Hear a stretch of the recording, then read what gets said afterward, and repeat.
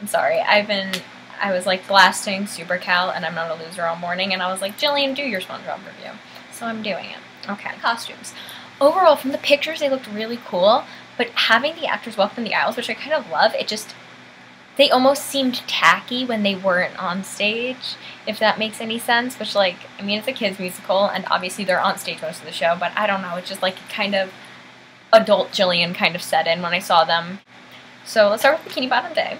So it's different from the cast album, and if you've, like, listened to the cast album, like me, it's different from the cast album. They do, like, this Bikini Bottom anthem thing with hands and whatnot, and it's kind of cool, and I really like it. And there's also, like, a mermaid just, like, hanging in the air. And I like the fact that they took the Simple Sponge section that was in Bikini Bottom Day out and made it, like, a separate song, like, for, like, 50 seconds afterward. Like, it made it cool. It made it more focused on SpongeBob, so the actual earthquake doesn't hit until that song. It's kind of funny. The next song was No Control, which is very different from the cast album, but, like, I liked it. Squidward says something, and he's, like, stuck at home, but I'm not upset. That's me. There was this really cool thing where the ensemble would run across the stage, and they just, like, run across, but one person would stay and do, like, some slow-mo thing, and then they run across again, and, like, a different person would stop and do a different move, and I thought that choreography looked so cool. I was not expecting the strobe lights during it, but, like, I was fine with strobe lights, but, like, just so you know, there are strobe lights in the show. BFF was really cute. Ethan and Danny had really good chemistry during it, which was really fun. I don't like the letters that come out that say, like, the BFF. When the Going Gets Tough was cool, but I think I like the cast album version better. Well, I like the cast album version better with Nick Blameyer as Plankton, because I didn't really like Wesley Taylor as Plankton, but we'll go into that later. Well, first off, Karen does beatbox in it, which makes me sad, but he has, like, this really, I like the dance break with, like, all the hip-hop and stuff, that was cool, but, like, the really fast rap in it, I was just like, you know, it just, you don't really, I couldn't tell you a single thing that he said in the rap, and it just seemed like it wasn't necessary. I love in Simple Sponge, like, the way that the sponges, like, they, like, oh my god, basically the ensemble had, like, these neon sponges behind Ethan and just were doing all these cool, like, shapes and stuff with them, and I thought that was really sick. I thought it was really funny in Daddy Knows Best when Pearlna says, I know we're not the same species, which now that I think about it is really weird, which got a lot of laughs. Hero is my middle name. I like Sandy's new verse, like, I like like, what she was singing in it and stuff like that. I like that she had more than she has on the cast album, but I felt like it didn't flow because it was, like, a whole different, like, this different melody, but then it went back to the regular, like, hero is my middle name. And so I like the idea of it, but I think that they should have chosen a different melody because it didn't really mesh well. I really liked I'll go into, like, set and costume separately, but I really like the jellyfish. That's all I'm going to say.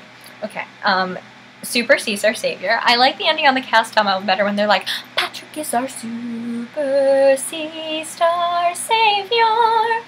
But, it was funny with, like, the tambourines and stuff. That's not on the cast album. I don't know if that was in Chicago, but, I mean, the hand motions of, like, the sardines are really precise. Tomorrow is probably, like, my favorite song from the show because it's, like, Sandy starts off trying to console SpongeBob, and then it's, like, Squidward and Mr. Krabs and Plankton, and then, like, SpongeBob starts singing, and just, like, everyone comes together, and it's, like, ugh, it's wonderful. Poor Pirates opens Act 2. I mean, I don't like that song. I'm just gonna be honest. There's the Bikini Bottom Day reprise that SpongeBob sings to Gary, and I thought that was really cute. Bikini Bottom Boogie was fun. The skateboarding in that song was insane. I don't know how I feel about, like, the plot of her wanting to run away. I don't know. I guess it gave more depth to her character. This is a neutral thing. It's not something I'm, like, necessarily against, but yeah. Chop to the top. All of, like, the movements in this were really cool, how they're, like, climbing on the boxes, which I really like the idea of, like, using the boxes for Mount Humongous, and it was cool how they were, like, they would get, like, pulled out and fall down and, like, stuff like that. And the scene after this scene is probably one of my favorite scenes in the show, when they keep, like, getting separated, and there's just, like, this one part that I don't think, like, is anything like the theme music that I'm thinking of, but for whatever reason it reminds me of the Flying Dutchman level of Battle for Bikini Bottom, like the PlayStation 2 game. I Guess I Miss You was really sweet, and they had projections of SpongeBob and Patrick, like, clips from the TV show behind them during the scene, and like it was cute, but I think it took away from the song. But anyway, the song I'm Not a Loser was really, really good. The tap dancing was insane. Oh my gosh, how do you tap with 2 fake legs attached at your hips and at your ankles? Like, gosh. I loved the number. I was like smiling so big during it. So then Simple Sponge Reprise, like, I know he's attached to a wire. I saw the wire when he was going up, but like, wow, like some of like the upper body strength needed to do that. Like, you go, Ethan Slater.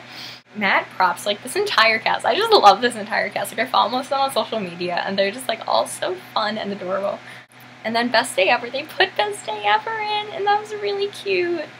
They sang the theme song for the TV show after bows, and I thought that like everyone in the audience like started singing, and my sister was like, "This is too much for me." It was really funny. So I'm back with a weird angle and different lighting, and so just some little things that I noticed. A lot of Plankton and Karen scenes felt very like awkward and just like they were trying to expand the characters, but it just didn't work. That's the vibe that I was getting from it. Also, there was a Fiddler on the Roof reference. I was like, I think they were saying Bikini Tevka, which is obviously a reference to Anna Tevka, which is the Exodus song in Fiddler on the Roof. I really liked the set design. It was really cool. I thought it was like really cool how everything was done. You really got like, when you start the show, it has like a bunch of stuff on stage. The costumes were more overwhelming, and then like by the end of the show, it gets much more like smaller scale, which I think really captures the whole apocalyptic feel of the show. You have like this Rube Goldberg machine that like shoots various sized balls, which are supposed to be like boulders for Mount Humongous, and I thought that was really cool how they're like in the theater, they're like over the mezzanine, and it was so cool. Like, honestly, when I first heard about the show, like almost 2 years ago, I guess, wow, it was like January 2016, whenever it was like announced it was coming to Chicago, I was like, SpongeBob's a musical. Someone told me like, wait, but like you like set design and costume design, you need to look at the sets and costume for this. And then, like, you know, I mean, I wasn't like bashing it. I was just like, is that really a musical? And then I looked into it and I was like, oh my gosh, these sets and costumes look sick. Like, I saw the sketches for it and I was totally hooked. So that was really cool. Overall, the show felt very childish, you know, and that's coming from someone whose favorite musical is Mary Poppins. For me to say that the show felt childish, I literally wrote a research paper on Mary Poppins, but I was talking about how you're making the musical, like, it's a Disney musical, you want kids to enjoy it, but you want adults to enjoy it too, and I felt like that vibe wasn't there. I felt like they were trying to gear it more towards kids than to the people like my age or a little older than me, like my sister's age, that really grew up watching the show.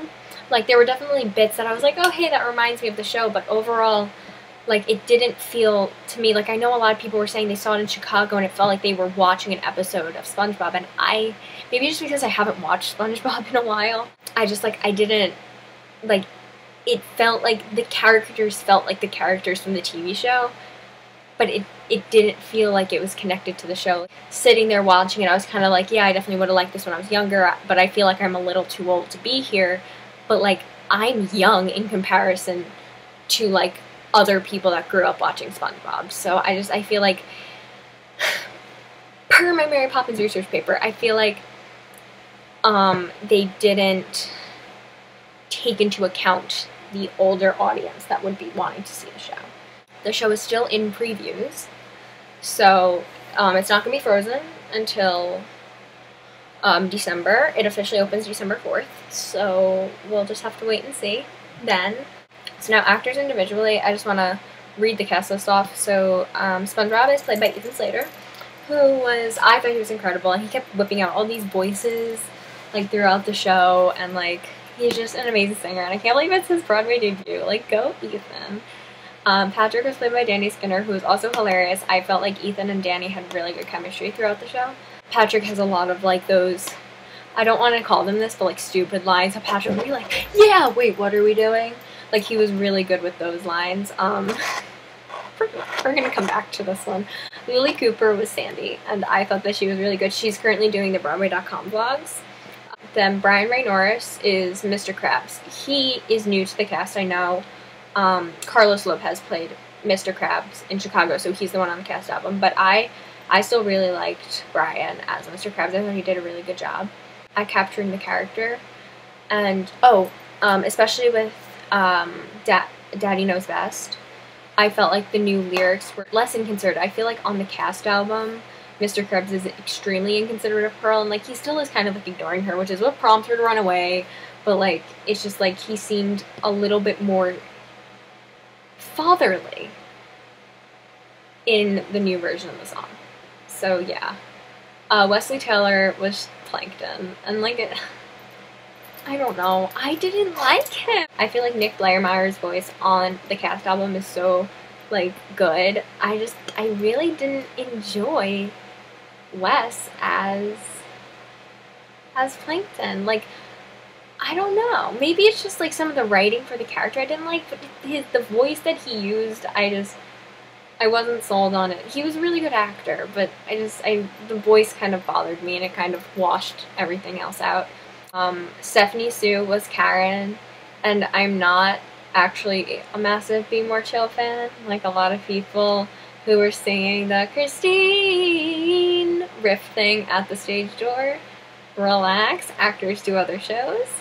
But yeah, I thought that she was really good with all her, like, I like the way her character is written. I don't know why, I mean, because, like, that's the thing, is that she's as much of a villain as Plankton is, but, like, she was likable. I didn't find Plankton to be very likable, and I felt like they were trying too hard to make him likable. Galen Gilland was the mayor. Really didn't. I think that she acted it well, but I can't stand the character. Jaylene as Pearl. I think I already raved about her, but she's incredible. She's another new one. Emmy Raver Lampman played Pearl in Chicago. Jaylene was incredible. She's 3 weeks younger than me, and she was belting her face off, and she sounded so good, and I'm obsessed with her voice. Kelvin Moonlow as Perch Perkins. His voice goes so low and no control. It's freaky, and yeah, he was really good. He got, like, progressively more disheveled throughout the show, which I thought was really funny. And I think it was a nice touch to have Tom Kenny as the French narrator.